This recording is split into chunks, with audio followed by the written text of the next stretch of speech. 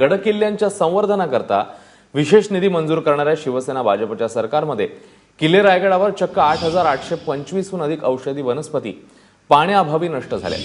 जलसंधारण मंत्री राम शिंदे यांनीच ही धक्कादायक माहिती दिली। ऋत्विक भालेकर आपल्या सोबत आहेत, आपले प्रतिनिधी। ऋत्विक, काय अपडेट्स आहेत या सगळ्या बातमी संदर्भातली?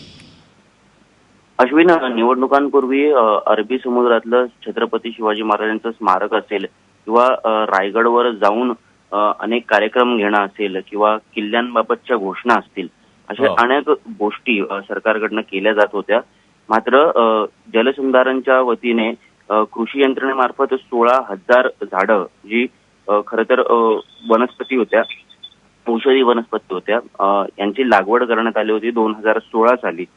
तर त्याच झाडांपैकी 8,852 झाडं जे आहेत हे मृत्युमुखी पडलेले आहेत आणि ते फक्त पाण्याअभावी, म्हणजे कुठेतरी जलसंधारण विभागाची ही जबाबदारी आहे, पाण्याअभावी ती झाडं मेलेली आहेत।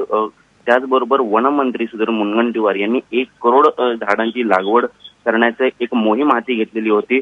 कुठेतरी ही घोषणा केली जाते परंतु याची अंमलबजावणी होत नाहीये आणि त्यामुळे इतक्या मोठ्या प्रमाणात या वनस्पती नष्ट होताना दिसतात। अश्विन, ऋत्विक, धन्यवाद या सगळ्या माहितीबद्दल। तेव्हा रायगडावर नाही, अतिशय धक्कादायक बातमी समोर येते।